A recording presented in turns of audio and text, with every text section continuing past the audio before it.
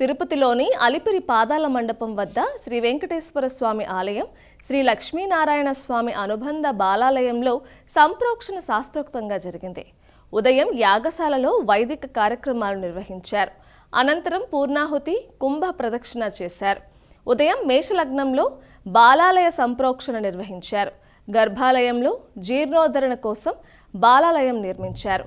ఇందుకోసం ఆలయంలోని ముఖ మండపంలో నమూనా ఆలయం ఏర్పాటు చేసి గర్భాలయంలోని మూలవర్ల చిత్రపటాలను ఏర్పాటు చేశారు.